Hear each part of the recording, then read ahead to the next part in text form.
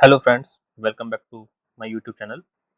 So in this video we will cover the test number 2 of DHA IAS. ठीक है, तो ये जो वीडियो सीरीज है आप सभी के लिए यूजफुल होने वाली है और इसी चैनल पर हम जो अदर इंस्टीट्यूशन के जितने भी यूपीपीसीएस के टेस्ट हैं वो हम कहीं यहाँ पर कवर करते हुए चलेंगे। ठीक है, तो ये हमारा टेस्ट नंबर 2 स्टार्ट करते हैं। ये वीडियो बायलिंगुअल रहेगा, तो जिसको इंग्लिश मीडियम में देखना है हिंदी मीडियम में देखना है दोनों के लिए चीज़ हेल्पफुल रहेगी। तो स्टार्ट करते हैं अपने क्वेश्चन नंबर फर्स्ट से। तो पहला क्वेश्चन है, probably no other events of Middle Age had as much as effect on the civilized world as the opening of sea route to India। अब ये कहा गया कि ये किसने कहा, ठीक है, ये किस इतिहासकार का स्टेटमेंट है, तो इसका आंसर हो जाएगा ऑप्शन नंबर बी यानी कि डार्डवेल। ठीक है, डार्डवेल इसका आंसर हो गया। अगला चलते हैं, यहाँ पर हमको क्रोनोलॉजिकल ऑर्डर में ये सब चीज़ों को बताना है, तो इसके लिए हमको पता होना चाहिए कि जो ईयर्स होते हैं वो हमारे काफ़ी अच्छे होने चाहिए। बिना ईयर्स के हम ऐसे क्वेश्चंस को टैकल नहीं कर सकते। तो इसका आंसर क्या है? इसका आंसर हो जाएगा आपका ऑप्शन नंबर 1। ठीक है, 2 3 1 4। कैसे? देखो समझते हैं। यहाँ पर देखो बात की गई है Vasco da Gama, construction of fort by Portuguese in Goa, मतलब गोवा में पुर्तगाली द्वारा किला निर्माण। फिर पौंडीचेरी पर फ्रांस का अधिकार, शाहजहां द्वारा हुगली में पुर्तगाली बस्तियों पर आक्रमण। अब देखो, शाहजहां का आक्रमण बाद में हुआ क्योंकि पुर्तगाली पर बस्तियों पर आक्रमण बाद में हुआ। सबसे पहले कॉमन सेंस लगा के ये चलो, सबसे पहले वास्को ड गामा आया होगा 1498 में, 1498। ठीक है, क्यों? क्योंकि जब तक ये नहीं आए थे तब तक जो भी पुर्तगाली थे वो हमारे भारत में आए नहीं थे, तो सबसे पहले ऑप्शन नंबर 2 होगा। जैसे हमको ये समझ में आ गया कि ऑप्शन नंबर 2 फर्स्ट ऑप्शन है, तो हमने ऑप्शन सी हटा दिया क्योंकि यहाँ पर 3 है। अब वास्को ड गामा का हमको पता है कि 1498 था। उसके बाद में इन्होंने क्या किया, गोवा को कैप्चर किया और वहां पर एक फोर्ट बनाया।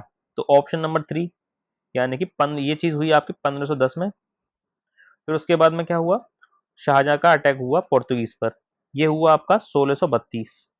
और सबसे लास्ट में क्या हुआ था, पौंडीचेरी को फ्रेंच ने यानी कि फ्रांस का अधिकार हो गया था पौंडीचेरी पर, तो ये 1814 में हुआ था due to treaty of Paris. याद रखना, treaty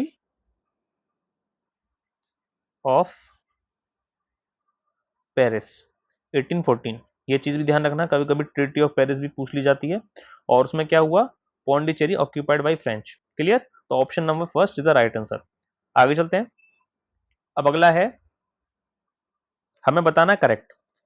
in 1612 captain Best defeated the Portuguese at the port of Surat. अगला है, Surat was the first Indian city where the British laid the foundation of their empire. Third है, Francis Day ने fort Saint George की स्थापना 1632 में की थी, है ना। अब यहाँ पर एक चीज समझो, देखो पहला स्टेटमेंट बिल्कुल सही है कि 1612 में जो कैप्टन बेस्ट बेस्ट थे उन्होंने पोर्तुगीज को हराया था, कहां पर? सूरत पे। और जहां पर ब्रिटिश ने अपना पहला जो साम्राज्य की नींव रखी थी वो कौन सा शहर था? सूरत। ये बात भी बिल्कुल सही है। तो पहला सही है, दूसरा सही है, इसमें गलत क्या हो जाएगा? Option number 3। क्यों?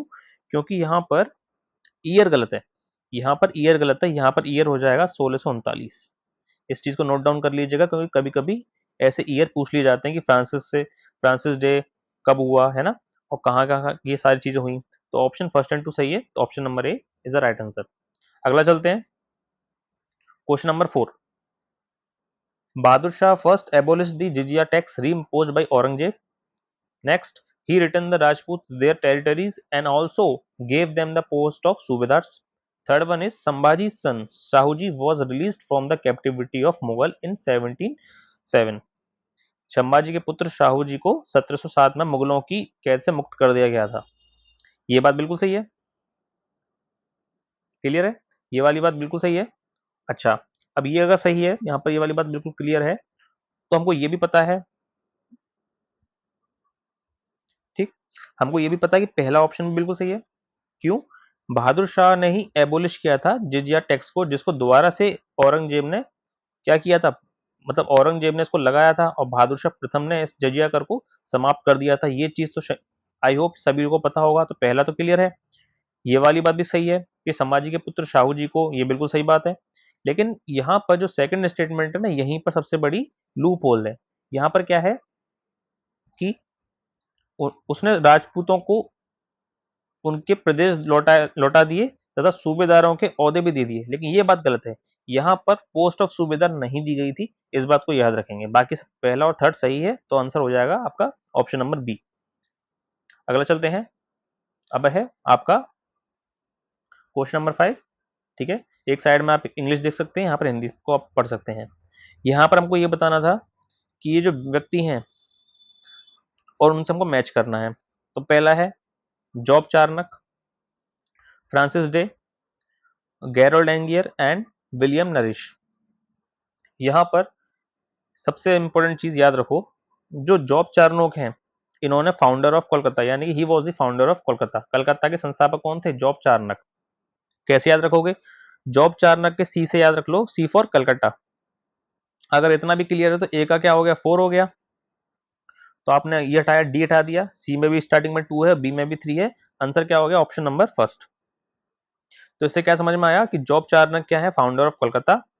फ्रांसिस डे अभी उनको हमने बात करी थी, क्या चीज हो गया आपका? Founder of Madras. आपका गैरोल्ड एंगियर क्या हो गए? Founder of Bombay. और विलियम नरेश क्या हो गया? ऑप्शन नंबर फर्स्ट, औरंगजेब के दरबार में ब्रिटिश दूत। इन चीजों को आप जरूर नोट डाउन करके एक अपने A4 शीट में रख लीजिए, क्योंकि कभी कभी पूछा भी जा सकता है।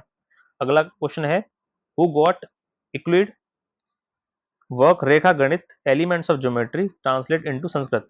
किसने जो एलिमेंट्स ऑफ ज्योमेट्री वर्क था उसको संस्कृत में ट्रांसलेट किया? अब एक चीज समझने वाली बात क्या है, यहाँ पर देखो रेखा गणित की बात हो रही है, तो देखो कालिदास तो हो ही नहीं सकते। आप अगर कॉमन सेंस लगाओगे, अगर आपने प्रिपरेशन करी है, तो आपको समझ में आ गया कि कालिदास तो हो ही नहीं सकते। प्लस अगर आप देखें चंद्रगुप्त टू, ये तो एक कहीं ना कहीं राजा वगैरह की चीजों में बिजी थे, तो ये किताब वगैरह को फोकस क्यों करेंगे? तो हमने ऑप्शन सी और ऑप्शन डी हटा दिया। अब हमारे पास में ऑप्शन ए और ऑप्शन बी है। अब यहाँ पर ये सोचो, अगर कहीं कोई कभी जयपुर घूमने गया है, वहां पर आपका एक एक म्यूजियम टाइप जगह है, जहां पर सारी घड़ी बनी हुई है ना, एकदम मैन मेड पूरा वो चीज बनाई हुई है, जहां पर सूरज की रोशनी प्रॉपर पड़ती है, वहां पर घड़ी चलती है ना। उसका शायद जंतर मंतर, हाँ, जो जयपुर में जंतर मंतर है, अगर आप लोगों ने विजिट किया हो, तो वो जय सिंह वगैरह राजा महाराजा ने बनवाया था।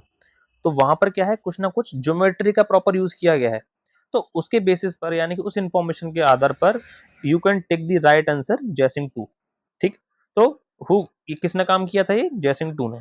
ठीक है, यहाँ पर कॉमन सेंस और थोड़ा सा आपका नॉलेज काम करेगा। अगला देखते हैं, question number 7। Guru Ramdas establish the city of Amritsar, Guru Arjun Dev build the golden temple, and तीसरा की बात है, Guru Tegh Bahadur died during the reign of Mughal emperor Akbar. ये गुरु तेग बहादुर की मृत्यु मुगल शासक अकबर के काल में हुई। ठीक, अब यहाँ पर ये समझने वाली बात क्या है, देखो हमको इसमें गलत क्या हो जाएगा? Option number 3। क्यों? क्योंकि जो गुरु तेग बहादुर थे, वो किस मुगल शासक के समय पर उनकी मृत्यु हुई थी? अकबर नहीं थे, वो थे आपके, क्या थे बताइए? वो थे आपके औरंगजेब। क्या थे? औरंगजेब। क्योंकि देखो मुगल शासक बहुत हैं, तो जरूरी थोड़ी ना कि सब सब लोग अकबर के शासनकाल में मरे हों। तो आप इस कॉमन सेंस का यूज करो कि मुगल के बाबर का बेटा हुमायूं, हुमायूं का अकबर, अकबर का शाहजहां, है ना, बहुत सारे अकबर के मुगल शासक थे। तो आप सोचो कि जरूर थोड़ी ना अकबर हो, अकबर के अलावा कोई और हो सकता है, क्या पता। तो ये कॉमन सेंस यूज करा, जैसे हमने ऑप्शन थर्ड हटाया, तो आंसर क्या हो गया हमारा? Option number C. क्लियर? आगे चलते हैं। अगला है, who give the title of Raja to Ranjit Singh, कि रंजीत सिंह को राजा किसने बोला? तो ये थे आपके जमन शाह, है ना, जमन शाह। क्लियर? आगे चलते हैं। अगला है question number 9। Who compose the famous Punjabi love epic Heer Ranjha? ये काफी लोगों ने सुना भी होगा, हीर रांझा की कहानी पंजाब में काफी फेमस है। तो ये जो महाकाव्य था, प्रेम महाकाव्य था, ये किसने लिखा था? वारिस शाह ने। कैसे याद रखेंगे? देखो ऐसे याद रख लो, ऐसे ट्रिक बना लो कि हीर रांझा का कोई ना कोई वारिस होगा, तो वारिस शाह। समझ में आया? आगे चलते हैं।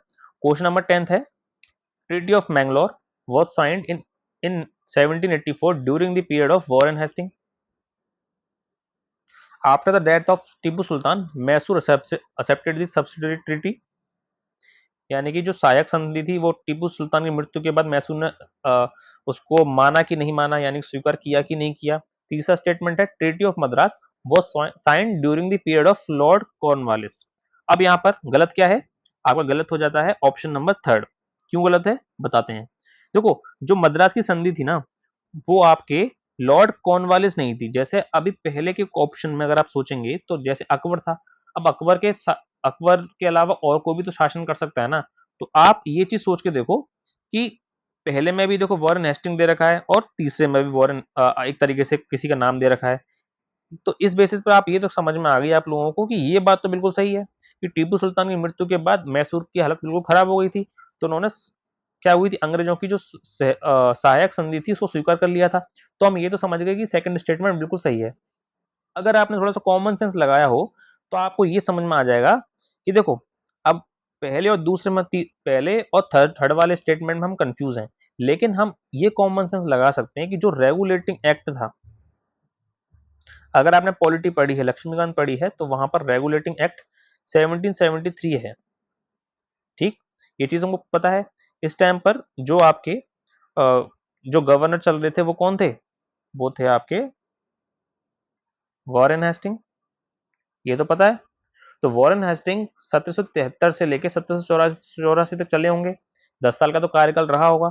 तो इसके बेसिस पर आप ये श्योर हो गए कि हाँ, ट्रीटी ऑफ मैंगलोर 1784 के टाइम पर साइन हुई होगी during the period of Warren Hasting. अगर हमको ट्रीटी ऑफ मैंगलोर के बारे में कुछ नहीं पता, लेकिन हमको ये पता है कि 1784 तक वॉरेन हेस्टिंग तो थे, तो इसके बेसिस पे आप यहाँ पर रिस्क ले सकते हो। तो फर्स्ट और सेकंड आपका सही आंसर है। थर्ड गलत क्यों है, यहाँ पर लॉर्ड कॉर्नवालिस नहीं है, यहाँ पर है आपके लॉर्ड वेरेलिस्ट। ठीक है, मैं एक बार लिख देता हूं, लॉर्ड, ठीक, VERELST, वेरेलिस्ट। ये चीज ध्यान रखेंगे, आगे चलते हैं।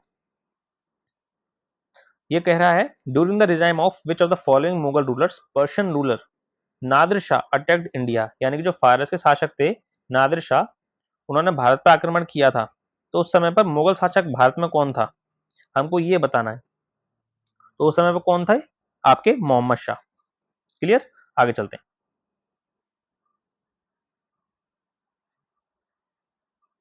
अच्छा हाँ, एक चीज और याद रखना, जो मोहम्मद शाह थे, इनको रंगीला के नाम से ये काफी फेमस थे, है ना, जाना जाता था रंगीला के नाम से। ठीक है, ये चीज ध्यान रखना, कभी कभी ये एग्जाम में पूछा भी गया है कि रंगीला किस मुगल शासक को कहा जाता है, तो वो है मोहम्मद शाह। आगे चलते हैं। क्वेश्चन नंबर 12, इन 1819 समाचार दर्पण was the first weekly newspaper published in the English language. अब यहाँ पर वही अप्रोच अपनाओ, क्या पता इंग्लिश भाषा के अनुसार, यानी कि क्या पता इंग्लिश लैंग्वेज के अलावा कोई और भाषा हो, हिंदी हो, संस्कृत हो, पर्शियन हो, फ्रेंच हो, यू नेवर नो ना। तो यही चीज आप सोच लो कि यहाँ पर आप डाउट में आ जाओ। जब भी आपको लगे कि कोई भी चीज के बहुत सारे ऑप्शन हो सकते हैं, जैसे कलर की बात करें तो कलर में कितने सारे कलर होते हैं, अगर प्लेनेट की बात करें तो कितने सारे प्लेनेट हैं, अगर हम बात करें किसी स्टेट की तो बहुत सारी स्टेट हैं, है ना। तो उसी की बेसिस पर आप सोच लो कि जरूरी थोड़ी ना कि इंग्लिश लैंग्वेज हो, it can be any language.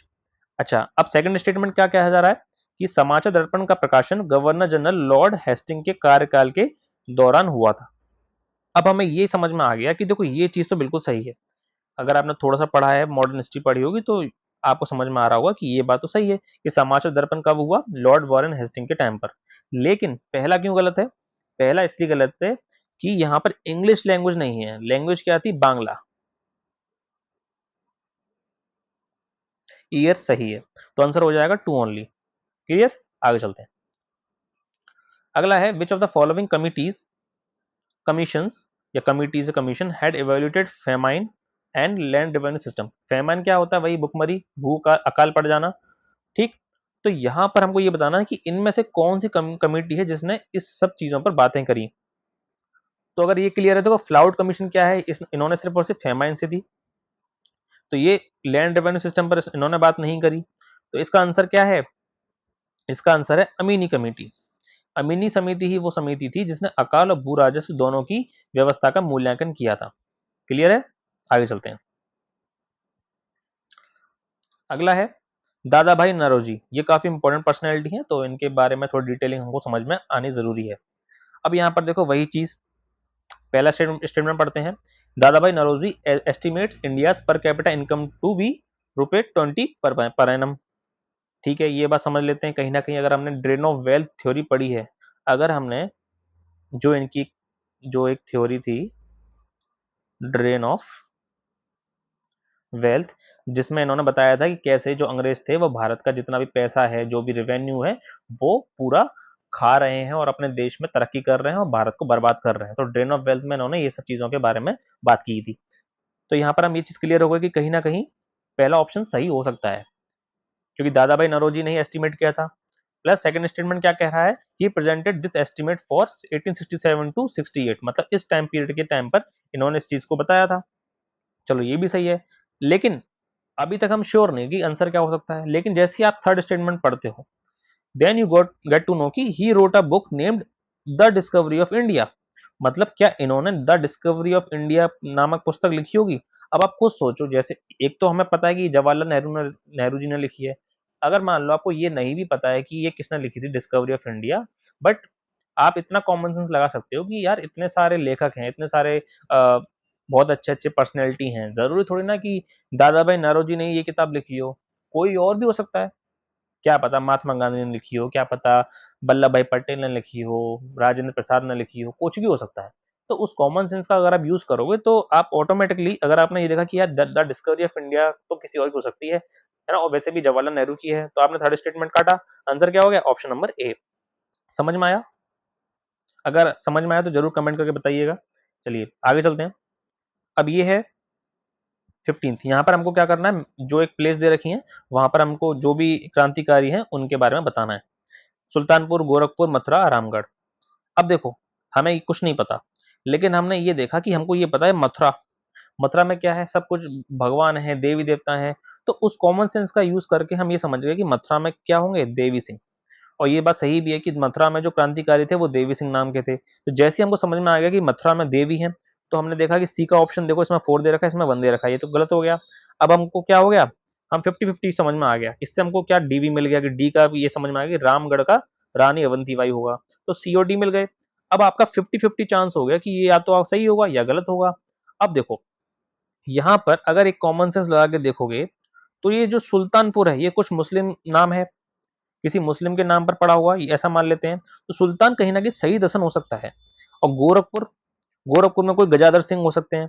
तो ये भी कॉमन सेंस अगर आपने लगाया कि बी का 1 हो सकता है, तो ऑटोमेटिकली आप क्या हुआ? आंसर तक पहुंच गए। ठीक, तो मथुरा का क्या होगा? देवी सिंह, रामगढ़ का रानी अवंतीबाई, गोरखपुर के गजाधर सिंह। जी जी सोच लो, ऐसे भी सोच लो कि यहाँ पे जी है ना। अब तो देखो आपको पता चल गया कि गोरखपुर का गजाधर सिंह है, तो ये ट्रिक बना लो जी और जी, कि गोरखपुर में क्या है? जी नाम से गजाधर सिंह है। सुल्तानपुर के एस से सही सन सोच लो, और बाकी दो का तो मैंने आपको समझा ही दिया। जैसे आर से रानी अवंतीबाई सोच लो, रामगढ़ के आर से। मथुरा में तो आपको समझ में आ गया, कृष्ण भगवान, देवी देवता काफी हैं। जी से जी सोच लो और एस से एस सोच लो, शहीद हसन। क्लियर है? समझ में आया? आगे समझ में? आगे चलते हैं। हु एडिटेड द मैगजीन शुभ समाचार? शुभ समाचार पत्रिका का संपादन किसने किया था? ये चीज आपको पता होनी चाहिए, क्योंकि पत्रिका के ऊपर काफी बार मैच द फॉलोइंग के जो क्वेश्चंस हैं वो बना दिए जाते हैं। तो इनका आंसर है केशव चंद्र सेन। इन्होंने इस मैगजीन को क्या किया था? एडिट किया था। समझ में आ गया? आगे चलते हैं। अगला है arrange the following in the correct chronological order. तो हमको क्या बताना है? सही कालक्रम बताना है कि रामकृष्ण मिशन, प्रार्थना समाज, theosophical society and servants of India society. तो ये चीज हमको पता होना चाहिए। अब देखो कैसे समझेंगे इसका आंसर, मैं पहले मैं आपको बता देता हूँ, फिर मैं आपको थोड़ा ट्रिक के थ्रू इनके ईयर भी याद कराने की कोशिश करूंगा। तो देखो 17 का आंसर है आपका ऑप्शन नंबर डी, 2314। यानी सबसे पहले क्या आएगा? 2 आएगा, प्रार्थना समाज, फिर आएगा आपका 3, फिर आएगा 1, फिर 4। तो देखो प्रार्थना समाज का ईयर मैं बता देता हूँ कैसे याद रखोगे।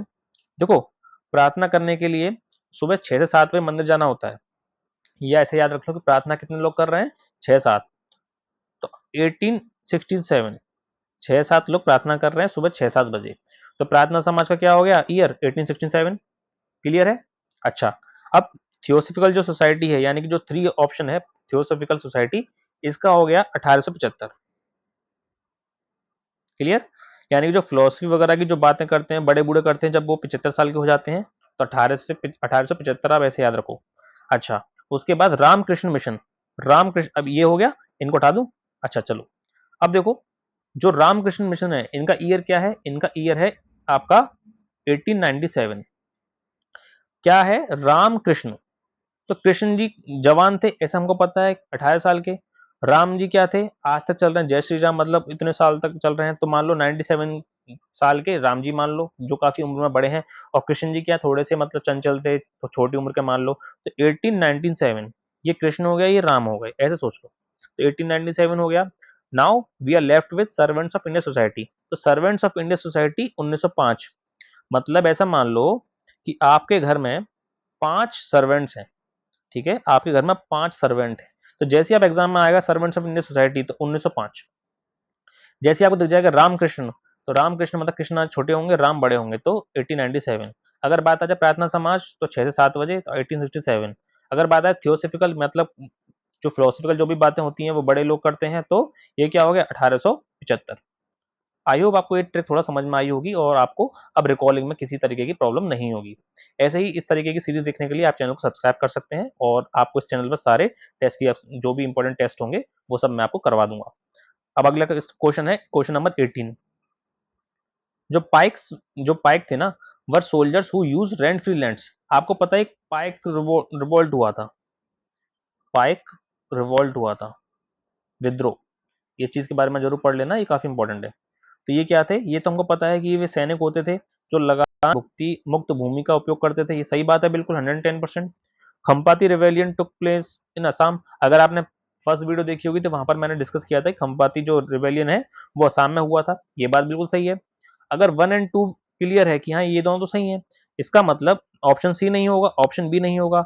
अब या तो 1 और 2 होगा या 1, 2 और 3 होगा।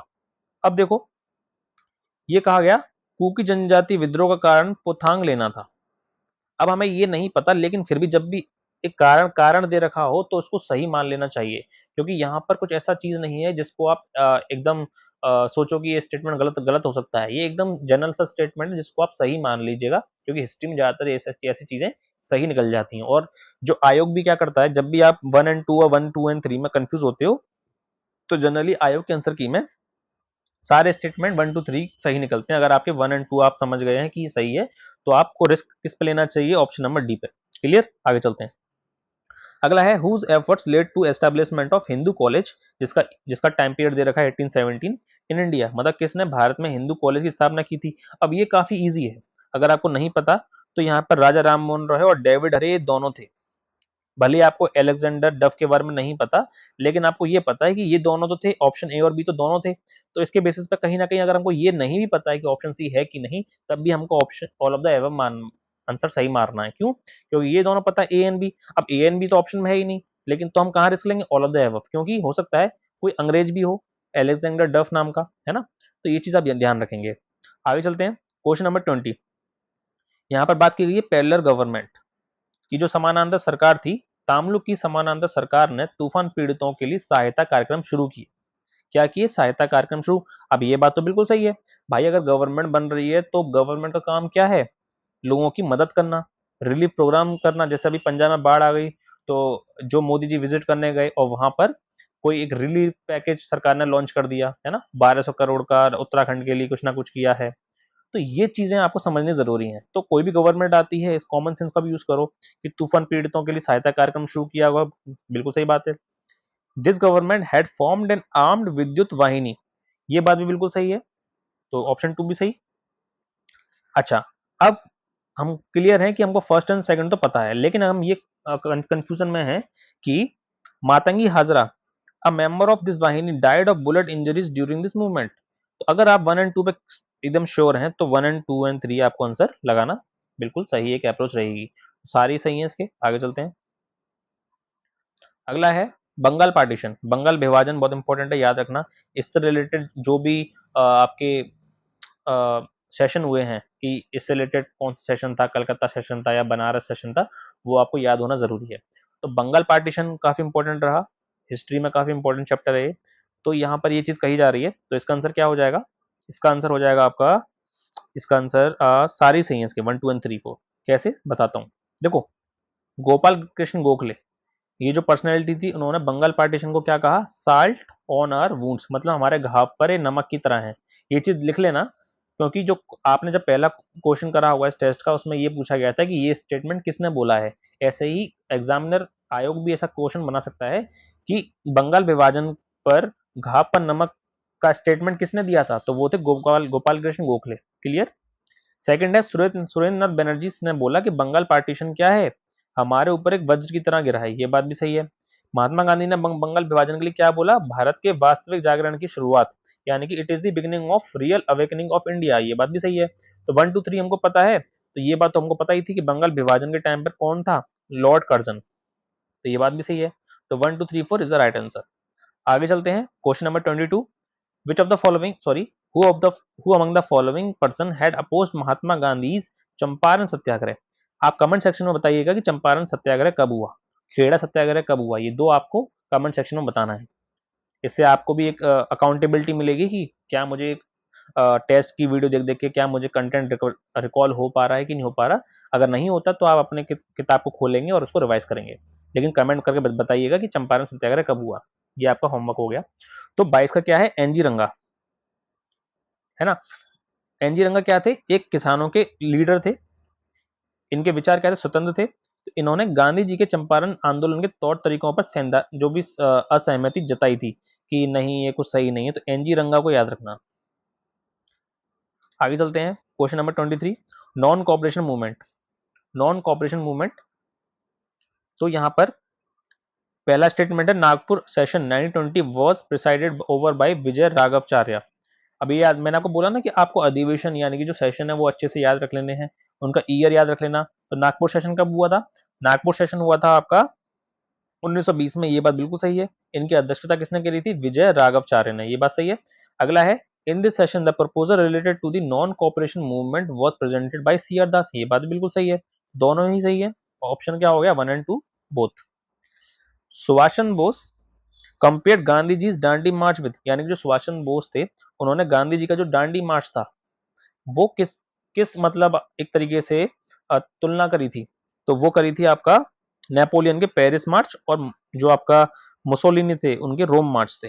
ये वन लाइनर क्वेश्चन है, इसको याद रख लेना कि सुभाष चंद्र बोस ने किससे करा था, पेरिस मार्च से कंपेयर किया था कि जो गांधी जी डांडी मार्च कर रहे हैं वो बिल्कुल नेपोलियन के पेरिस मार्च और मुसोलिनी के रोम मार्च जैसा है। आगे चलते हैं question number 25। During the civil disobedience movement, अब आपको यह भी बताना है कि सविनय अवज्ञा आंदोलन कब हुआ था। तो during the civil disobedience obedience movement which American journalist was stayed by Gandhi ji in his ashram during the Dandi march. Dandi march के टाइम पर गांधी जी के साथ में कौन अमेरिकन जर्नलिस्ट रहे थे, बताइए इसका आंसर क्या हो सकता है। इसका आंसर है वेब मिलर। ठीक, आगे चलते हैं। अगला है 26 क्वेश्चन। मिहिर बोज ने अपने सिक्कों पर वारा की आकृति अंकित की थी। वारा एक तरीके से विष्णु का अवतार जो होता है ना, उसको जो मिहिर बोस थे अपने सिक्कों पर इन्होंने आकृति दिखाई थी। He considered himself N incarnation of Vishnu. तो देखो जो वार है, मैंने आपको बताया कि जो वार है जो होता है वो विष्णु जी का अवतार होता है।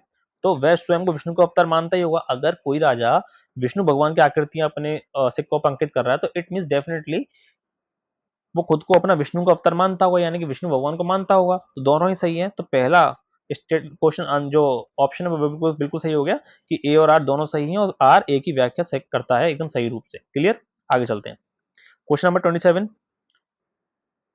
विग्रहराज चतुर्थ यानी कि Vigraharaja fourth was given the title of Kavi Bandhav. Bisaldev established a school in Ajmer. Bisaldev Vigraharaja himself compose the play Harikeli. इसका आंसर क्या हो जाएगा, 1 2 और 3 सारे ही सही हैं। आगे चलते हैं क्वेश्चन नंबर 28। यहाँ पे स्कॉलर है, उनके वर्क के बारे में हमको बताना है कि धनपाल ने क्या लिखा, धनिक ने क्या लिखा, धनंजय ने क्या लिखा है, भट्टा हलायुध ने क्या लिखा। इनमें से हमको बताना है कितने पेयर सही हैं। तो देखो यहाँ पर 2 पेयर सही हैं, only 2 is the right answer. कौन कौन से मैं बता देता हूँ। पहला बिल्कुल सही है, जो धनिक पाल है उन्होंने क्या लिखा था, तिलक मंजरी। कभी भी एग्जाम में आयोग पूछ सकता है कि तिलक मंजरी किसके द्वारा लिखी गई, तो याद रखना धनपाल ने। जिसके पास धन होगा वो तिलक करेगा, एकदम राजशाही रूप से रहेगा, इस तरीके से सोच लो। धन है तो तिलक लगा के रखता है वो। अच्छा, और थर्ड भी सही है, धनंजय, यानी कि 10 रूपकम, 10 रूपक। ठीक। अच्छा, अब यहां पर इसको याद रख लो, जो धनिक है, धनिक का क्या हो गया, धनिक ने लिखा था आपका 10 रूप पावलोक, 10 रूप पावलोक किसका था, धनिक ने। और आपका इसका क्या हो गया, क्वेश्चन नंबर, ऑप्शन नंबर 4 का क्या हो गया, मृत संजीवनी, ये हो गया भट्ट हला युद्ध, मतलब युद्ध हुआ तो मृत संजीवनी लेके आए, इस तरीके से याद रख लो। क्लियर, आगे चलते हैं। Question number 29, which one of the following social tendency emerged in early medieval period, कि जब आपका मध्यकाल था तो उसमें उस समय पर क्या क्या चीजें चेंजेस हो रही थी। तो हमको ये पता है कि उस समय पर जो भूमिदान, मतलब जो लैंड रेवेन्यू सिस्टम था, कुछ इस बारे में बातें होती थी। तो भूमिदान के आधार पर एक श्रेणीबद्ध समाज की रचना हुई। क्लियर, तो इस तरह की सोसाइटी डेवलप हुई थी on the basis of land grants. तो ये सही बात है, तो option C is the right answer. आगे चलते हैं। Question number 30, Mahmud Ghaznavi last invasion on India was on which region, जो महमूद गजनवी थे उनका भारत पर अंतिम आक्रमण किस क्षेत्र पर था। देखो, सोमनाथ हो नहीं सकता, मुल्तान हो नहीं सकता, तो ऐसा कौन सा रीजन होगा, वो था आपका सिंध। क्या था, सिंध। और सिंध पर आक्रमण कब हुआ था, उसका ईयर भी नोट डाउन कर लो, 1027 ईस्वी। क्लियर, आगे चलते हैं। अब देखो, ये जो क्वेश्चन है अलाउद्दीन खिलजी, ये काफी इंपॉर्टेंट पर्सनैलिटी है, जहां से यूपी पीसीएस आयोग हर साल एक क्वेश्चन जरूर पूछता है। जैसे 2024 के ही अभी जो दिसंबर में प्रीलिम्स हुआ था, वहां पर अलाउद्दीन खिलजी का पूरा ये सिक्वेंस क्रोनोलॉजिकल वे में पूछा था, क्रोनोलॉजी पूछी थी कि सबसे पहले क्या आएगा, सब उसके बाद, फिर उसके बाद क्या आएगा। तो ऐसे क्वेश्चंस को बच्चे गलत कर आते हैं, लेकिन ऐसे क्वेश्चन को आप गलत ना करें। तो इसमें कौन सा पेयर गलत है, बताइए। इसमें सारे ही पेयर सही हैं। तो कैसे याद रखोगे, देखो ऐसे सोच लो, ये एक भारत का नक्शा इमेजिन करो, अपने अपने माइंड में भारत का नक्शा इमेजिन करो। मैं थोड़ा रफ नक्शा बना देता हूँ भारत का, ठीक है। ऐसे एक भारत का नक्शा इमेजिन कर लेते हैं। ये जो रीजन है, देखो ये रीजन राजस्थान मान लेते हैं हम, और ये हम मान लेते हैं साउथ, ठीक है। ये हम साउथ का एरिया मान लेते हैं। अब अलाउद्दीन खिलजी, अब ऐसे इमेजिन करो अलाउद्दीन खिलजी घूम रहा है, तो सबसे पहले रणथंभौर जाएगा, मान लो यार रणथंभौर, रणथंभौर के बाद में वो आया चित्तौड़, उसके बाद सीधे वो साउथ चला गया, ऐसे इमेजिन करो, ठीक। तो उसके बाद वो कहाँ गया, वारंगल गया, उसके बाद देवगिरी गया, ठीक है। तो ऐसे पिक्चर को इमेजिन करना, एग्जाम टाइम में आपको चीजें समझ में आ जाएगी कि अरे वो तो राजस्थान से साउथ गया था, राजस्थान आया था पहले, उसके बाद आप कहाँ गया, वो साउथ में। अब देखो इसके ईयर याद करा देता हूँ। रणथंभौर, जब आप बोर हो जाते हो, मान लो आप रणथंभौर घूमने गए, और रणथंभौर के पार जो आपका रेगिस्तान है वहां पर आप घूमे, तो आप बोर हो गए, तो आपने कितने मार्क्स दिए, अरे यार 0 0। तो जब भी रणथंभौर दिख जाता है, आपको क्या सोचना है कि ये देखो 13 तो आपको याद रखना पड़ेगा, उसके पीछे कंफ्यूजन आता है। तो आप रणथंभौर घूम रहे हो और आप बोर हो गए, तो जैसे ही आप बोर हो गए, आपने क्या मार्क, कितने मार्क्स दे दिए, 0 0। क्लियर, तो 0 0 कहाँ आएगा, रणथंभौर। चित्तौड़, ठीक है, चित्तौड़ याद रख लो, मतलब एक तरीके से यहाँ पर चित्तौड़ की बात हो रही है, तो इसके 3 साल बाद इसको इमेजिन कर लो, चित्तौड़ 1303 में गया होगा। वारंगल, मान लो एक गर्ल है, एक जो लड़की है वो कितने साल की, 9 साल की, तो वारंगल है ना, मतलब वार लड़ाई करती है वो गर्ल कितने, 9 साल पर। अच्छा, देवगिरी, देवगिरी मतलब एक तरीके से ऐसे इमेजिन कर लो कि देव गिर गई, मतलब एक तरीके से कोई गिरी होती है, तो 11 साल की लड़की है, ऐसे सोच लो, है ना, देवगिरी, इस तरीके से सोच लो कि देव के नाम ऐसे होते हैं, 11 रुपए चढ़ा देते हैं, ऐसे सोच लो कुछ ना कुछ। चलो, अगला है फिरोज तुगलक के बारे में, कि he encourage the jagirdari system, he promoted social welfare through Diwan-i Khairat, he provided land in place of salary to soldiers and officer. वह पहला सुल्तान था जिसने सिंचाई हेतु नहरों का निर्माण कराया। वह पहला सुल्तान था जिसने कनाल बनाई होंगी। खुद कॉमन सेंस लगा के देखो कि जरूरी है जैसे मैंने लास्ट टेस्ट में आपको बताया था कि जब भी आ जाएगी he was the first, she was the first, जरूरी नहीं है ना, कोई और भी तो इंसान हो सकता है जिसने कनाल बनाई हो। तो उसी के आधार पर, उसी के बेसिस पर आपने क्या किया, फोर्थ इंस्ट्रूमेंट को काटा जैसे ही आपने काटा तो सारे पेयर, ये ऑल 4 तो हो नहीं सकते, ठीक। और बाकी देखो, बाकी सारे क्या हैं, एकदम सही हैं, तो आंसर क्या हो गया, ऑल 3। जागीरदारी सिस्टम को प्रमोट किया, दीवाने खैरात किसने करा था, फिरोज तुगलक ने, सोशल वेलफेयर के मतलब लोगों का कल्याण करने के लिए। और यहाँ पर जो सैनिक और अधिकारी थे उन्होंने वहां उनको क्या दिया, भूमि प्रदान करी, सैलरी नहीं दी, क्या दिया, लैंड दिया, जमीन दी। तो तीनों सही है, आगे चलते हैं। अगला है बुक एंड मैगजीन। देखो बुक एंड मैगजीन काफी इंपॉर्टेंट थीम है, इसको अच्छे से रेडी कर लेना। किस ऑथर ने उसको स्टार्ट किया, अब ये भी मैं आपको ट्रिक के थ्रू बता देता हूँ। सबसे पहले इसका आंसर बताता हूँ, इसका आंसर क्या है, इसका आंसर हो जाएगा आपका ऑप्शन नंबर फर्स्ट, 1 2 3 4, मतलब सब आमने सामने ही है, ठीक है। अब देखो, अगर आप कॉमन सेंस लगा के देखो, एनिलेशन ऑफ कास्ट, कास्ट वगैरह की बातें हो रही हैं, तो डॉक्टर भीमराव अम्बेडकर ही से होगा इसका आंसर, क्योंकि इन्होंने ही कहीं ना कहीं जातिवाद को मिटाने के लिए पूरी पूरी कोशिश करी थी, तो डॉक्टर भीमराव अम्बेडकर हो गया। अब इसके अलावा याद करके देखो, इंडियन स्ट्रगल, ऐसा सोचो, आपको ये पता है कि, ऐसे पिक्चर इमेजिन करो कि इंडियन क्या स्ट्रगल कर रहे हैं, भारत की आजादी के टाइम पर इंडियंस जितने भी हैं स्ट्रगल कर रहे हैं, तो वहां पर सुभाष चंद्र बोस बड़े दुखी हुए, तो उन्होंने एक डायलॉग दिया था, तुम मुझे खून दो मैं तुम्हें आजादी दूंगा। क्यों दिया होगा, क्योंकि उन्होंने इंडियंस को स्ट्रगल करते हुए देखा कि देश आजाद नहीं हो पा रहा, तुम मुझे खून दो मैं तुम्हें आजादी दूंगा। तो इंडियन स्ट्रगल की किताब किसने लिखी होगी, सुभाष चंद्र बोस ने। एनिलेशन ऑफ कास्ट किसने बोला होगा, डॉक्टर अंबेडकर ने। हो गया याद अच्छे से। अच्छा, इंडिया डिवाइडेड, जब इंडिया डिवाइडेड हो गया था, मतलब भारत और पाकिस्तान डिवाइड, ऐसे अब इस किताब को कैसे याद रखोगे, मान लो इंडिया का डिवाइड हो रहा है, भारत का विभाजन, इंडिया डिवाइडेड, मतलब इंडिया पाकिस्तान का डिवीजन हो रहा है, तो उस समय पर क्या हुआ, जैसे ही इंडिया डिवाइड हुआ तब लोग खुश हो गए, तो क्या मिला, प्रसाद बटा, अरे यार, अरे लो यार, बूंदी खाओ, लड्डू खाओ, इंडिया डिवाइड हो गया। हो गए तीनों याद। अब इंडियन सोशोलॉजिस्ट, इसको याद रख लो, क्या हो गए, Shyamji Krishna Verma. Clear, Indian sociologist, समझ में आ गया। तीन भी अगर आपको याद हो जाएंगे तो बहुत अच्छी बात है मेरे लिए कि आपको कुछ चीज याद हो रही है, अगर एग्जाम में आता है तो आपका ये अब गलत नहीं होगा। समझ में आ गया।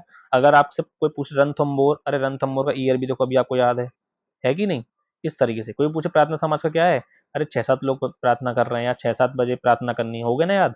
इंडियन स्ट्रगल कोई पूछ ले, अरे इंडियन स्ट्रगल, सुभाष चंद्र बोस बड़े परेशान थे, तो सुभाष चंद्र बोस हो गया आंसर। आगे चलते हैं, question number 34, which of the following text is not considered to be composed by Ziauddin Barani. Ziauddin बरानी ने कौन सी किताब इनमें से नहीं लिखी थी, तो वो थी तारीख मुबारक शाही, बाकी दोनों ऊपर के इन्होंने लिखी है, ऑप्शन नंबर 1 और 2 इन्होंने लिखा था। आगे चलते हैं, विजयनगर एम्पायर काफी इंपॉर्टेंट थीम है, इसको रेडी कर लेना।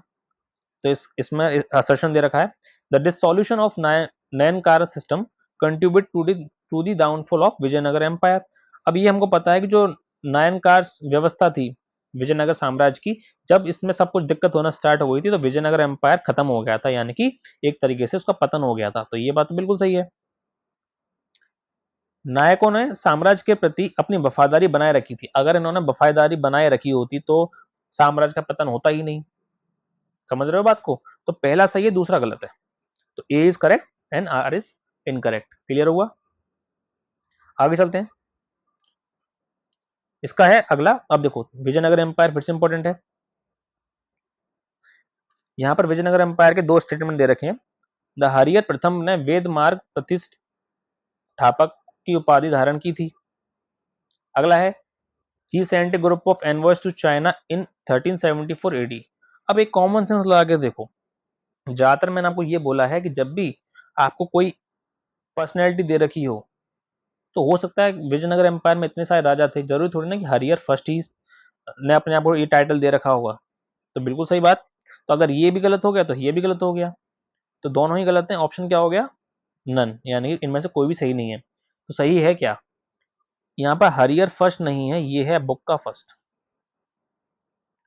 बुक्का फर्स्ट, यानी कि बुक्का प्रथम ने इस टाइटल की उपाधि धारण करी, और 1374 ईस्वी में चीन में जो दूत भेजा वो आपके बुक्का फर्स्ट ने भेजा था। तो यहाँ पर नाम काट दो, बाकी उसके अलावा सारी इंफॉर्मेशन सही है।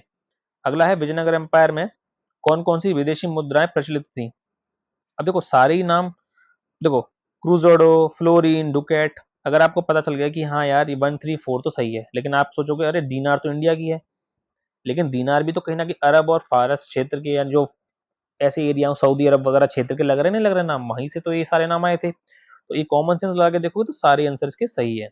हिस्ट्री में मोस्टली अगर रिस्क लेना हो तो 50-50 में अगर फंस जाओ, ज्यादातर बच्चे क्या लगाते 1-3-4, लेकिन ये भी सोचो ना, क्या पता दीनार जरूर थोड़ी ना इंडिया का था, दीनार नाम कहीं और से आया हो। तो हमने क्या लगा दिया, ऑप्शन डी। आगे चलते हैं। चैतन्य महाप्रभु जो कृष्ण भगवान की जो भक्ति करते थे, उनसे रिलेटेड हमको ये बताना है कि इनमें से स्टेटमेंट कौन सा गलत है। तो देखो, पहला तो बिल्कुल सही है, उन्होंने भक्ति का प्रचार कीर्तन और नृत्य से किया। चैतन्य महाप्रभु आपके नॉर्थ ईस्ट वगैरह के एरिया में थे, और है ना शायद बंगाल में भी थे। तो इन्होंने क्या किया था, कीर्तन वगैरह किए थे, क्योंकि कृष्ण भगवान को मानते थे। ये साउथ भी गए थे, सोमनाथ द्वारका घूमे थे। अब देखो, द्वारका कृष्ण भगवान की एक सिटी थी, तो ये बात बिल्कुल सही हो गई कि ये बिल्कुल सही है। ही रोट ब्रह्मसूत्र और उपनिषदों का तत्विक भाष्य लिखा इन्होंने। अब इनको क्या मतलब था इस चीज से, वो तो कीर्तन और नृत्य करते थे, तो इन्होंने कुछ लिखावट नहीं करी थी, बस इस बात को याद रख लो। क्लियर। तो इसमें गलत क्या हो गया, ऑप्शन नंबर सी। आगे चलते हैं। Question number 39। Bahauddin Zakariya founded the Suhr Suhrawardi sect in India. Bahauddin Zakariya ने भारत में सुहरावर्दी संप्रदाय की स्थापना की थी। Like the Chishti sect, Sufis of Suhrawardi sect also lived a simple life. अब यहाँ पर देखो, सबसे बड़ी दिक्कत जो, अगर आपने तैयारी करी होगी तो आप ऐसे क्वेश्चन को सही कर देते, लेकिन यहाँ पर समझने वाली बात क्या है, यहाँ पर समझने वाली बात यह है कि इसमें पहला तो बिल्कुल सही है कि सुहरावर्दी सेक्ट जो संप्रदाय था उसको, उसकी स्थापना किसने की थी, बहाउद्दीन जकारिया ने। लेकिन जो आपके सुहरावर्दी थे, ये आपके सिंपल लाइफ नहीं जीते थे, ये कैसे जीते थे, लग्जीरियस लाइफ। अब कैसे या पता है ये चीज आपको, कोई ट्रिक तो होगी, बिल्कुल होगी। देखो, सुरहावर्दी जो वर्दी पहनेंगे तो उनके पास में क्या होगा, पैसा आता रहेगा किसी भी चीज का, मतलब वर्दी पहनते हैं, ठीक है। तो वर्दी पहनते थे इसलिए इनके पास पैसा आता था, तो ये सिंपल लाइफ क्यों जिएंगे, ये जीते थे लग्जीरियस लाइफ। तो ये चीज समझ में आपको आना जरूरी था। और जो चिश्ती संप्रदाय था, जो चिश्ती सेक्ट था, ये आपके कब्र के पास आसपास में रहते थे, या अगर कभी अपने फतेहपुर सीकरी घुमा होगा तो वहां पर कुछ भी ऐसे लग्जीरियस नहीं है। तो चिश्ती क्या थे, सिंपल लाइफ जीते थे, यानी जो चिश्ती सेक्ट के जो संत थे वो अपनी एक सिंपल लाइफ जीते थे। लेकिन जहां पर आपको दिख जाए सुरा वर्दी, वर्दी, यहाँ तो दिख रहा है ना वर्दी, वर्दी है तो कुछ ना कुछ जॉब कर रहे होंगे, तो यानी कि पैसा आएगा तो लग्जरियस लाइफ जिएंगे। तो ये गलत हो गया, पहला सही है, तो one and only, one only is the right answer. आगे चलते हैं, क्वेश्चन नंबर 40। यहाँ पर कहा गया कि अकबर के जो जो भी आपका राजत्व सिद्धांत की व्याख्या किसने और किस ग्रंथ में की थी। तो इसका आंसर है आपका अबुल फजल आइन अकबरी। आइन अकबरी आपका काफी इंपॉर्टेंट एक किताब है ना, कॉम्पाइलेशन ऑफ बुक्स है, इसको आप अच्छे से रेडी कर लेना, यहाँ पर इसकी डिटेल्स को आप जरूर पढ़ेंगे। तो आंसर क्या होगा, आपका ऑप्शन नंबर सी। आगे चलते हैं। दीवान मुस्तफी, दीवान तन, दीवान बुयूतत एंड सदर और सदर, इनका हमको बताना है फंक्शन क्या था। ये सारे आपके मुगल ऑफिसर थे, मुगल अधिकारी हैं, और उनका हमको कार्य क्षेत्र बताना है। तो इसका आंसर है आपका question number, sorry option number first, 3214, यानी कि मुस्तफी का हो जाएगा आपका ऑडिट, दीवान तन का क्या हो जाएगा, मनसब सैलरी, फिर सी का हो जाएगा 1 इंटरनल फाइनेंशियल एडमिनिस्ट्रेशन, और डी का 4। क्लियर। आगे चलते हैं। अब यहाँ पर ये पूछा गया कि जो मनसबदारी व्यवस्था थी, ये काफी इंपॉर्टेंट है, ध्यान रखना, बहुत इंपॉर्टेंट है ये मनसबदारी सिस्टम को आप याद रख लेना। तो वहां पर दो चीजें होती थी, एक जात और एक सवार, ये दो पोस्ट होती थी। तो जात क्या होता था, तो यहाँ पर हमको ये पूछा कि कौन सा युग्म सही सुमेलित है। तो इसका आंसर है क्वेश्चन नंबर, सॉरी क्वेश्चन नहीं, ऑप्शन नंबर सी। क्यों, क्योंकि देखो, जो जात था वो मनसबदारी की पर्सनल प्रेस्टीज, एडमिनिस्ट्रेटिव रैंक और सैलरी बताता था। जात का मतलब क्या हो गया, एक तरीके से कि आपकी व्यक्तिगत प्रतिष्ठा क्या है, प्रशासनिक रैंक क्या है, और वेतन, ये जात से होता था। और सवार क्या होता था कि आपके पास कितने घोड़े आप रख सकते हो, कितने घुड़सवारों की संख्या होगी, और उसका जो भी वेतन होगा वो सब सवार से होता है। सवार मतलब घोड़े पर सवार होना। तो यहाँ पर कोई ये चीज गलत हो गई, मनसबदार की बात नहीं, यहाँ पर घोड़ों की बात होगी। क्लियर। आगे चलते हैं। अब देखो, ऐसा ही टाइप का क्वेश्चन आयोग ने दिसंबर 2024 के प्रीलिम्स में पूछा था। तो देखो, उसी आधार पर क्वेश्चन को फ्रेम किया गया है। Abul Fazl has mentioned 33 mansab in Ain-i Akbari, कि अबुल फजल ने आयन अकबरी में 33 मनसबों का उल्लेख किया है। अब जरूरी है 33 होंगे? हिस्ट्री है, क्या पता कल को कुछ खुदाई हो जाती है, कुछ आर्कियोलॉजिकल विभाग को कुछ ऐसा इंपॉर्टेंट इन्फॉर्मेशन मिल जाती है जहां पर बोल दिया जाए कि उसमें तो 200 मनसब थे, क्योंकि हिस्ट्री एक ऐसी चीज है जहां पर हर दिन कुछ ना कुछ नई चीज अपडेट होती रहती है। तो यहाँ पर हम श्योरली नहीं कह सकते कि 33 मनसब थे ही। इस कॉमन सेंस को आप ऐसे यूज कर सकते हो, ये एक ट्रिक भी कह सकते हो आप, एक कॉमन सेंस भी यूज कर सकते हो आप, कि जरूरी थोड़ी ना 33 मनसब होंगे। प्लस अगला स्टेटमेंट कह रहा है dark practice was started by Akbar in the 11th rule of his rule. अब 11वें साल में अकबर छोटा था, ये तो हमको पता है। जो इनकी जो दाई माँ थी या जो उनको संभालती थी वो महामंगा थी, और इनके जो सेनापति थे उनका नाम अभी मुझे याद नहीं आ रहा, ठीक है, वो उनको संभालते थे। तो 11वें साल में कैसे अकबर दाग प्रैक्टिस स्टार्ट कर सकता था, वो तो बच्चे थे। तो ये दोनों ही गलत है, आंसर क्या हो गया, नीदर 1 and 2। कॉमन सेंस लगाया, आंसर आपके सामने। आगे चलते हैं, question number 44। Abul Hasan was given the title of Nadir uz Zama. Nadir uz Zama. Vaswan was a distinguished painter of Akbar period who had prepared a famous painting of Majnu, Majnu भाई। तो मजनू भाई, sorry, जिसने मजनू के एक प्रसिद्ध चित्र का तैयार किया था, बासवान। अब देखो हमें ये पता है बासवान के नाम में ए बहुत बार आ रहा है, तो ये बात श्योर हो गई कि बासवान किसके टाइम पे थे, बताइए। बासवान अकबर के टाइम पर ही एक बहुत अच्छे चित्रकार थे, तो ये बात सही है। क्वेश्चन सॉरी ऑप्शन नंबर 2 तो एकदम क्लियर हो गया, ठीक है। ये भी सही है कि अबुल हसन को नदिरुज्जमा किसने बोला था, जहांगीर ने, इस बात को याद रखेंगे। उस्ताद मंसूर ने साइबेरिया के सारस पक्षी और बंगाल के एक पुष्प का सजीव चित्रण किया था, तभी तो ये उस्ताद थे। तो ये सारे ही सही, आंसर क्या हो गया, 1 and 2 and 3 सारे ही सही हैं। अगला देखते हैं, सकीनत उल औलिया ग्रंथ में चिश्ती संतों की शिक्षा का वर्णन है। द बुक हसरत उल तारिकिन, हसरत उल तारिकिन में क्या चीज है, टीचिंग ऑफ संत। तो इसमें देखो सही क्या है, ऑप्शन नंबर 2, और 2 ओनली इज द सही answer, 2 only is the right answer. कैसे, देखो यहाँ पर चिश्ती ऑर्डर की बात नहीं की जाएगी, यहाँ पर कादरी ऑर्डर की बात की जाएगी, ठीक है। तो सकीनत उल औलिया कादरी जो आपका सूफी संतों का एक जो कह सकते ऑर्डर था, उसके बारे में बात की गई है, ठीक है। कादरी सिलसिला के बारे में बात की गई है, तो पहला गलत है, दूसरा सही है। आगे चलते हैं, क्वेश्चन नंबर 46। फिरोज तुगलक, देखो लो ये एक इंपॉर्टेंट पर्सनैलिटी है, इसलिए बार बार इसके क्वेश्चन आ रहे हैं। इसमें ये कहा गया कि कौन सा कथन फिरोज तुगलक के संदर्भ में नहीं कहा गया, तो इसका आंसर हो जाएगा आपका question option number C, mixing of opposite elements Smith. ये जो स्टेटमेंट है ये फिरोज तुगलक के परिप्रेक्ष्य में नहीं है, बाकी सब इसके बारे में कहे गए थे। कि औरंगजेब का अग्रगामी कौन है, फिरोज तुगलक है। सल्तनत युग का अकबर कौन, किसको कहा गया, फिरोज तुगलक को। धर्म प्रचार के प्रति समर्पित कौन था, फिरोज तुगलक। तभी तो उन्होंने क्या किया था, आपके जो अभी जो दीवान बहुत सारे जो है ना, दीवाने खैरत खैरत वगैरह जो बनाए गए थे, ये सब फिरोज तुगलक ने किया था। आगे चलते हैं, करेक्ट क्रोनोलॉजिकल ऑर्डर बताना है हमको, ट्रेवलर्स मतलब भारत में जो भी आपके यात्री है उनका हमको एक सही ऑर्डर बताना है। तो सबसे पहले कौन सा आया होगा बताओ, सबसे पहले बताओ। तो इसका आंसर है आपका 1324। मतलब सबसे पहले क्या आया, अलबरूनी आया, फिर मार्को पोलो आया, फिर आपका इब्न बतूता, और फिर आया अब्दुल रजाक। क्लियर, 1324। इसको एक पेज पर एक क्रोनोलॉजिकल ऑर्डर को आप लिख लो, और इसको बार बार रिवाइज करना, अगर एग्जाम में अगर आ भी जाता है इस तरीके के क्वेश्चन तो आपका गलत नहीं होगा। आगे चलते हैं, अगला है, choose the incorrect statement from the following. यहां पर देखो पहला बिल्कुल सही है, लेटर वैदिक आर्यन जो थे उनको नॉलेज ऑफ सी हो गया था। इसमें गलत क्या है, इसमें गलत है आपका ऑप्शन नंबर बी। जो कुनाल साइड थी ना, हरप्पन इंडस वैली टाइम का, ये आपका गुजरात में नहीं थी, ये कहाँ थी आपकी, हिसार डिस्ट्रिक्ट मतलब हरियाणा के आसपास में जगह थी। तो कुनाल जो जगह थी वो आपके गुजरात में नहीं थी। मैंने आपको बोला ना कि स्टेट्स इतनी सारी हैं तो जरूरी थोड़ी ना गुजरात में हो, तो ये काट दिया, बाकी सब सही है। कि जैनिज्म में ही बोला गया कि वर्ल्ड क्या है, कंसिडर्ड फुल ऑफ सॉरो, कि संसार में दुख काफी है। आगे चलते हैं, the only Muslim women among 15 female members of Indian constituent assembly. हम सभी लोगों को पता है कि भारतीय संविधान सभा में टोटल कितनी महिलाएं थी, 15 महिलाएं थी।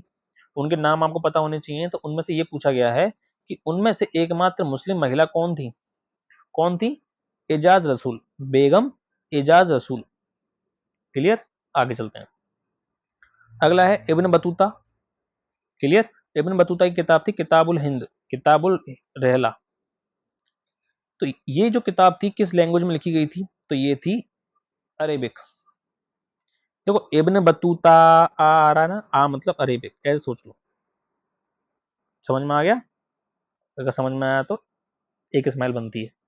आगे चलते हैं, question number 51। A governor general had participated in a Congress session. तो हमको ये बताना है कि ये गवर्नर जनरल है और क्या इनके सामने जो ये सेशन दे रखे हैं, यानी कि जो आपके, जो मैं आपको बार बार बोल रहा हूँ कि ये चीज आप अच्छे से याद कर लो, ये जितने भी अधिवेशन है आपको पता होने चाहिए। तो इसमें से हमको ये बताना है कि कौन सा सही है। तो इसका आंसर हो जाएगा आपका लॉर्ड विलिंगटन। लॉर्ड विलिंगटन ने बॉम्बे 1915 के से जुड़े हुए हैं, बम्बई 1915। क्लियर, आगे चलते हैं। अगला है question number 52। Only two mahajanapada mention in the Anguttara Nikaya were of Republic form. कि देखो जो हमारे पास महाजनपद थे, 16 महाजनपद थे, उनमें से जो 2 महाजनपद थे वो क्या थे, गणतंत्रात्मक, है ना, एक रिपब्लिक तरीके से रहते थे। तो वो थे आपके वज्जी और मल। ठीक है, वज्जी और मल ऐसे 2 महाजनपद थे जो रिपब्लिक थे। इसको अच्छे से याद रख लेंगे। अगला है 53। मुगल एम्परर और उनका मकबरा कहां पर है। अब देखो जैसे हमको ये पता है अकबर का तो सिकंदरा है ही, ये तो इजी है। अगर आप दिल्ली काफी बार घूमे हो तो आपको पता है कि बहादुर शाह जफर का दिल्ली में क्या मकबरा नहीं है। ये कहां पर थे, रंगून। वो गाना सुना है ना, मेरे पिया गए रंगून, है ना। इस तरीके से कुछ ट्रिक बना के इसको याद रख लो। बहादुर शाह जफर रंगून थे, ना कि दिल्ली। बाकी ऊपर के दोनों सही हैं, बाबर काबुल एंड जहांगीर लाहौर। अगला है एक क्वेश्चन, मतलब एक एक्ट था लेक्स लॉकी एक्ट ऑफ 1850। इसका ईयर याद रख लेना। जो लेक्स लॉकी था ना, ये किस वास ये जो पास किया गया था, इसका मेन मोटिव क्या था। इस एक्ट का मतलब था कि यह अधिनियम धार्मिक रूपांतरण को मजबूत बना रहा था। ठीक है, धार्मिक रूपांतरण को क्या कर रहा था, मजबूत बना रहा था। लेक्स लॉकी का याद रख लो। देखो लेक्स लॉकी, लॉकी के जो सी है ना, इसको इससे याद रख लो, कल्चर। एक तरीके से धर्म सोच सकते हो। धर्म का रूपांतरण, जब भी आपको लेक्स लॉकी एक्ट दिख जाए, लेक्स लॉकी, तो इस का की साउंड को कल्चर सोच लो, मतलब धार्मिक रूपांतरण करने के बारे में ये एक्ट था। तो इसका आंसर क्या हो गया, 54 का ए। समझ में आया? आगे चलते हैं। Who among the following was the last governor general appointed by east India company and the first viceroy. अब देखो अंतिम गवर्नर जनरल जिसको भारत का प्रथम वाइसराय बनाया गया था, तो प्रथम वाइसराय कौन था, लॉर्ड कैनिंग। ये तो इजी है, लक्ष्मीकांत पॉलिटी में काफी दे भी रखा है इसके बारे में, है ना। एंड आई एम श्योर आप सभी लोगों को इसके बारे में पता होगा। लॉर्ड कैनिंग का जो कार्यकाल टाइम था वो क्या था, 1856 से 58। और इनको जो वाइसराय बनाया गया वो बनाया गया 1858 से 1862। समझ में आया? मतलब गवर्नर जनरल वो रहे इस टाइम पीरियड तक, और उसके बाद वाइसराय रहे आपके 58 से 62 तक। क्लियर? अच्छा, अब यहाँ पर बुक्स दे रखी हैं, पेपर मतलब मैगजीन्स दे रखी हैं, उनका राइटर बताना है। तो देखो फिर वही कॉमन सेंस लगाएंगे। Glimpses of world history, discovery of India, ऐसे जितने भी किताबें किसने लिखी हैं, जवाहरलाल नेहरू ने। अगर इतना क्लियर है तो ए का क्या हो गया, 1। तो ऑप्शन 2 कट गया, ये भी कट गया। मतलब ए और बी में से आंसर होगा। बी का क्या है, 2, तो ये भी समझ में आ गया कि हिंट ऑफ सेल्फ कल्चर क्या हो गया, लाला हरदयाल। अब हमको ये सोचना है कि अ नेशन इन मेकिंग, इसका क्या होगा, सुरेंद्र नाथ बनर्जी। अस नेशन इन मेकिंग मतलब मान लो एक नेशन जब बनता है तो सारी चीजें बैन होंगी, बैन बैन। तो बनर्जी, या बन रही हैं, बनर्जी बनर्जी। अरे अरे बन रही हैं जी, अरे बन रही हैं जी। अ नेशन इन मेकिंग, अरे मेकिंग चल रही है भाई, तो बैन बनर्जी, बनर्जी मतलब बन रही है। और हमदर्द मोहम्मद, मतलब आप कहते हैं ना, मान लो हमदर्द मोहम्मद मतलब भगवान जी को याद करते हैं, जैसे हम हिंदू लोग हैं तो हम भगवान को याद करते हैं। ठीक है, और जो मुस्लिम लोग हैं वो अपने अल्लाह को याद करते हैं, मोहम्मद को याद करते हैं, है ना। तो इस तरीके से आप सोच सकते हो कि हमदर्द कौन है, मोहम्मद अली। इस तरीके से सोच लो। ठीक है, या ऐसे भी सोच लो, कोई ट्रिक ऐसा ये बना लो कि मान लो दर्द किसको होगा, जो फाइटर होगा। तो मोहम्मद अली काफी फेमस क्या है, एक फाइटर थे। है ना, शायद अभी ये जिंदा है, ये मुझे पता नहीं है, लेकिन हाँ ऐसे आप सोच सकते हो। तो इस तरीके से आपने सारी पेपर मैगजीन्स को याद कर लिया। आगे चलते हैं। अगला है 57। देखो इस वीडियो में हम कवर करेंगे 1 to 75 क्वेश्चन, जिससे ये वीडियो काफी लंबा नहीं होगा। इसका सेकंड पार्ट आएगा 76 to 150, मतलब हर वीडियो में हम कवर करेंगे 75 क्वेश्चन, जिससे आपको काफी वीडियो लंबा ना लगे और आपको आपको जब 76 70 जो अगला पार्ट देखना हो तो उसमें आपको 75 क्वेश्चन दूसरे पार्ट में मिल जाएंगे। अब देखो अगला है क्वेश्चन 57। यहाँ पर जो इंतरिम गवर्नमेंट बनी थी, कब बनी थी? 2 सितंबर 1946। तो यहाँ पर मिनिस्टर थे और उनके मिनिस्ट्री, मतलब उनको क्या क्या काम दिए गए थे। तो देखो यहाँ पर गलत क्या हो जाएगा? जोगेंद्र नाथ मंडल रेल, बाकी उसके अलावा सब कुछ सही है। कैसे याद रखोगे? देखो बलदेव, तो बल है मतलब डिफेंस का काम करेंगे। जगजीवन मतलब जीवन सुधारना, तो राम को याद करते हैं, हे राम मेरा जीवन ऐसे चल रहा है, तो एक तरीके से लेबर का काम करना पड़ता है, ऐसे सोच लो, श्रम मेहनत करनी पड़ रही है। लियाकत अली, कहते ना लिया, क्या लिया? पैसा। तो फाइनेंस की बात जब भी हो तो लियाकत अली। लेकिन जो रेल थे, रेल का क्या था? रेल के थे अरुणा असफ अली, याद रखना अरुणा असफ अली रेल मंत्रालय का काम करती थी। ठीक, आगे चलते हैं। Question number 58।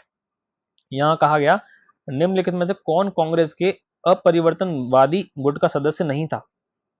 कौन नहीं था बताइए? तो ये थे आपके मोतीलाल नेहरू, बाकी सब थे।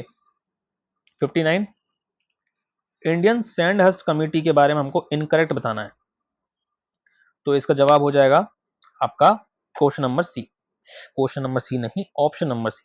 Mohammad Ali Jinnah was never a member of this committee, लेकिन मोहम्मद अली जिन्ना इस कमेटी के मेंबर थे। यहाँ पर बोला गया कभी सदस्य नहीं थे, लेकिन ये सदस्य थे। अब देखो इसके बारे में थोड़ा और इन्फॉर्मेशन समझ लो। ये कमेटी किस लिए थी? ये समिति जो थी थल सेना के भारतीकरण हेतु बनाई गई थी, है ना, इस बात को याद रखेंगे। बाकी इसको क्या बोला जाता है? Skin committee. स्किन कमेटी कैसे याद रखोगे? मान लो आप सैंड में घूमने गए हो, देखो ट्रिक बताता हूँ कैसे याद रखोगे।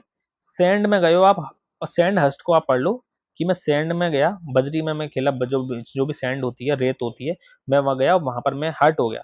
सैंड में मैं हर्ट हो गया तो वो मेरी स्किन से चिपक गई। तो सैंड में जब आप हर्ट हो गए तो हर्ट पे आपको मतलब हर्ट हुआ, है ना, आपको कुछ ना कुछ दिक्कत फील होगी। तो सैंड में जाके आपको हर्ट होता है तो आपकी स्किन को दिक्कत होती है। किसको दिक्कत होती है? स्किन को।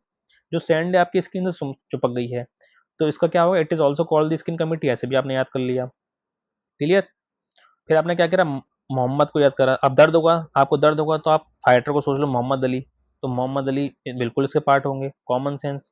ठीक है। और 1925 में मोतीलाल नेहरू ने इसकी मेंबरशिप को एक्सेप्ट किया था। तो हमने क्या किया? ट्रिक से ही सारे पॉइंट्स याद कर लिए।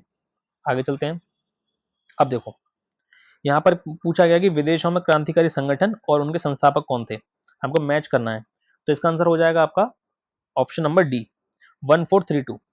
अब देखो अगर आपको ये नहीं भी पता है तो आपको इतना कॉमन सेंस तो पता है कि पेरिस इंडियन सोसाइटी किसकी थी? मैडम भीकाजी कामा की। तो सी का 3 होगा। अब सी का 3 कहाँ पर है?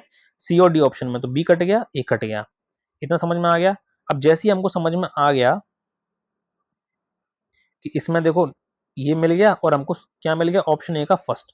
तो ऑप्शन ए भी क्लियर हो गया हमका हमारा। अब हमको बी और डी पता करना है। अब देखो Hind association of America, Hind association of America किसका हो गया? ये हो गया आपका सोहन सिंह बकना। और यूनाइटेड इंडिया किसका हो गया? तारकनाथ का। कैसे याद रखोगे? देखो यूनाइटेड इंडिया कब होता है? देखो जो भी भारतीय लोग हैं उनको एक नाटक पसंद है, तारक मेहता का उल्टा चश्मा। ठीक है। तो सब लोगों के अंदर एक उस सीरियल के प्रति एक लगाव है ना। हालांकि अब तो इतना पॉपुलर नहीं रहा और अभी भी लोग देखते हैं, ऐसा नहीं है। तो भारत यूनाइटेड कब होता है? तारक मेहता का जब 9 बजे शो आता है, जब जितने बजे भी आता है उसको देखने के लिए। ठीक है। तो इससे क्या समझ में आती है कि यार भारत के अंदर कुछ ना कुछ यूनिटी तो है।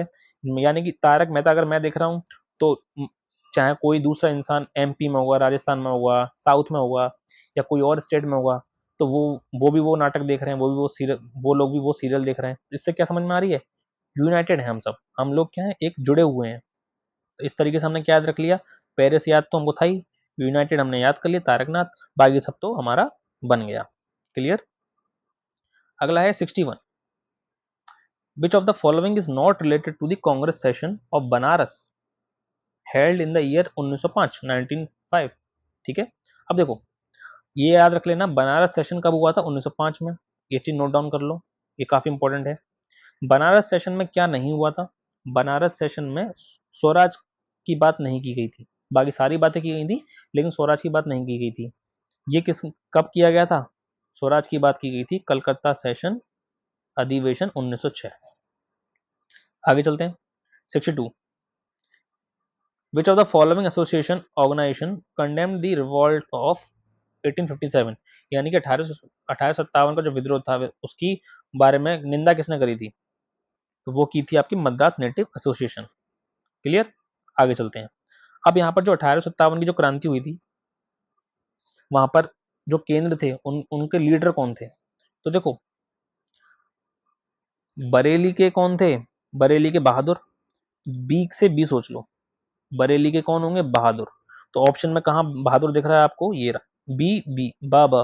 तो ए का तो टू हो गया, अब जैसे ही ए का टू हुआ तो ऑप्शन बी कटा, ऑप्शन सी कट गया, तो आपको ऑप्शन बी भी मिल गया। ऑप्शन बी का क्या है? 4, यानी कल्पी का क्या है? देखो अब कैसे याद रखोगे? देखो कल्पी, कल्पी का मतलब तांता टोपे। जो भी लोग पियक्कड़ होते हैं, दारू पीते रहते हैं, तो उनको क्या कहते हैं? अरे तू कल भी पी के आया था, अरे तू देखो ट्रिक को ट्रिक की तरह लेंगे जिससे आपको चीजें याद हो जाएं, है ना, जिससे आपको एग्जाम में फनी वे में चीजें रिकॉल हो जाएं। कैसे भी करके आपको ऑप्शन सही करने हैं पेपर में, चाहे आपने याद उसको कैसे भी किया हो। देखो कल पी, मान लो कोई दारूबाज आदमी है, वो कल पी के आ गया, तो आप क्या बोलते हैं? अरे ये तो टोपा आदमी है, अरे टोपे। ठीक है, तो कल पी के आया है, अरे टोपे। तो बी का क्या हो गया? 4।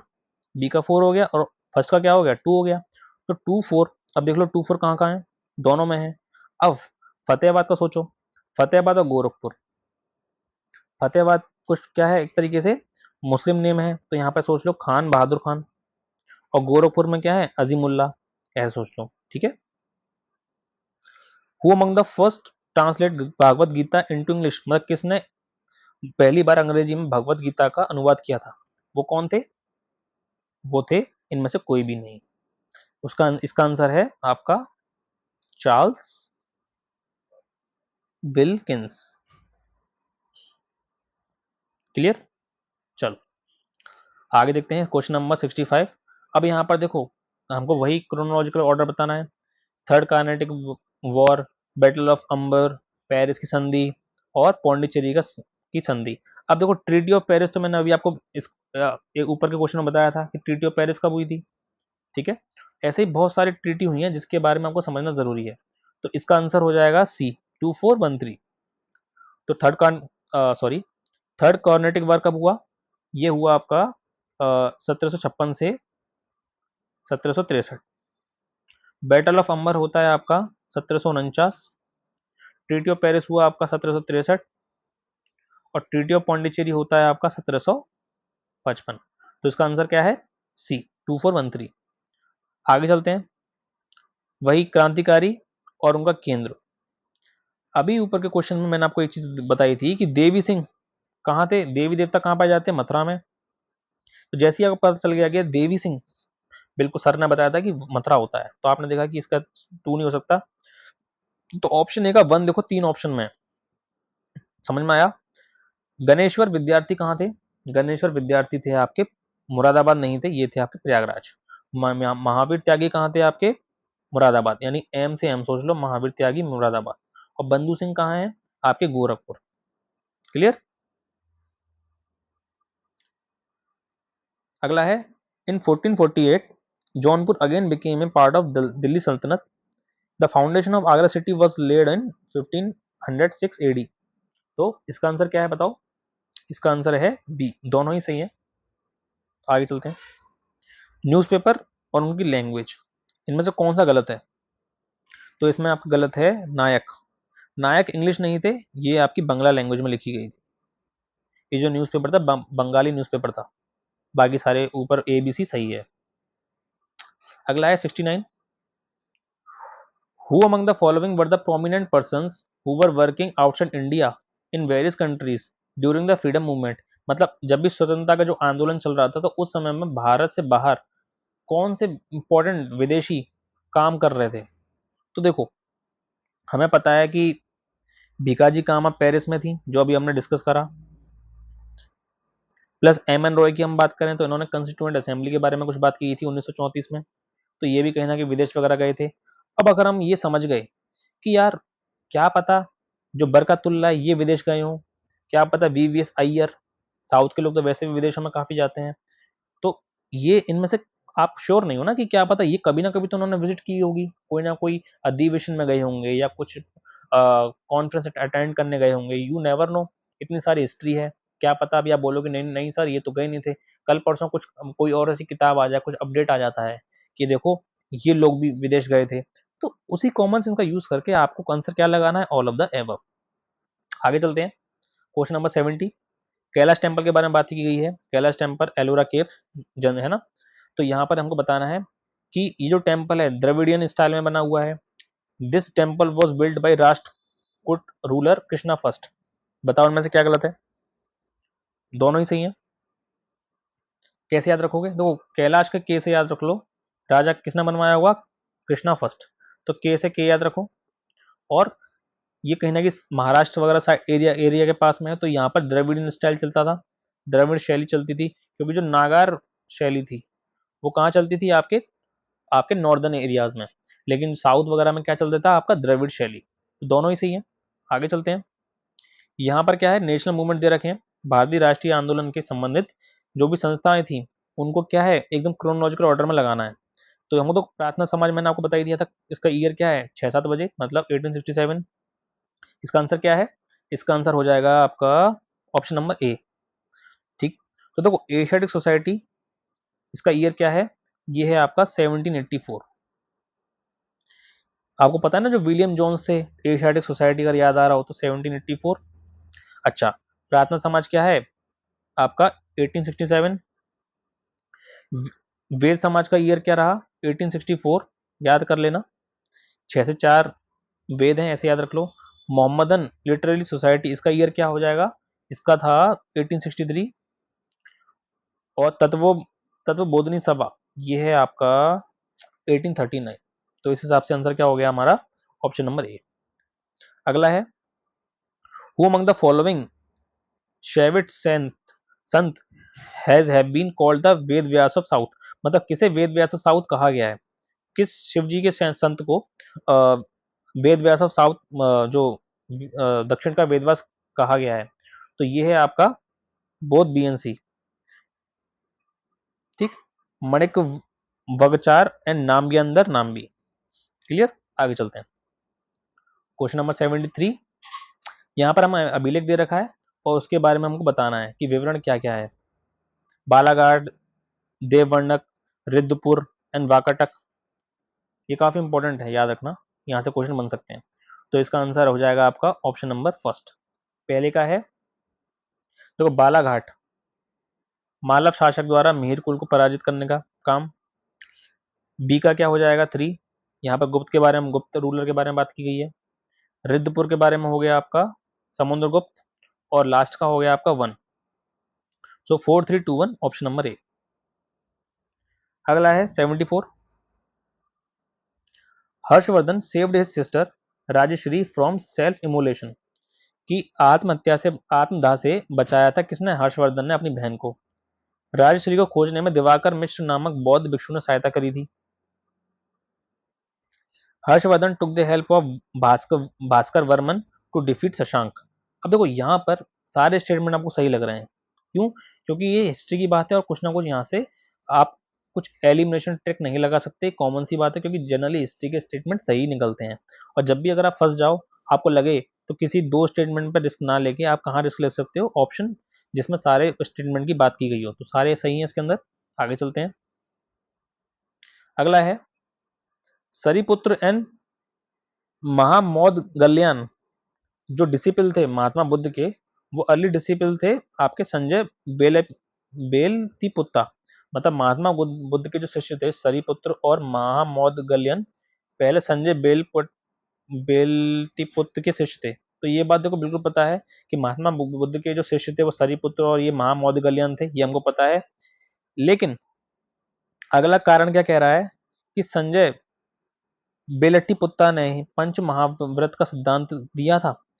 तो मतलब क्या पता महापंच ये जो पंच महाव्रत है वो इन्होंने दिया हो, वही अप्रोच अपनाओ। क्या पता कोई और पर्सनैलिटी हो, इतने सारे राजा महाराजा, इतने सारे संत थे, है ना, इतने सारे महात्मा महात्मा लोग थे, जरूरी है कि संजय बलट्टीपुत्र ने ये दिया हो? नहीं ना। तो आपने क्या सोचा कि पहला सही दूसरा गलत, तो A is correct but R is incorrect. इसी पर हमारा ये वीडियो एंड होता है, जहां पर हमने कवर कर लिए टेस्ट नंबर 2 के क्वेश्चन नंबर 75 तक हमने कवर किया। तो बने रहिएगा इसी सीरीज में, जहां पर हम कवर करेंगे अगला वीडियो में 76 टू 150 क्वेश्चन। और जल्दी ही जो ध्येय आईएएस की जो टेस्ट है हम सारे कंप्लीट कर देंगे। ट्राई करेंगे कि इस वीक तक सारी वीडियोस अपलोड हो जाएं, then we will move towards the other coaching test as well. तो तब तक के लिए जय हिंद जय भारत, अच्छे से पढ़ाई कीजिएगा। All the best, thank you.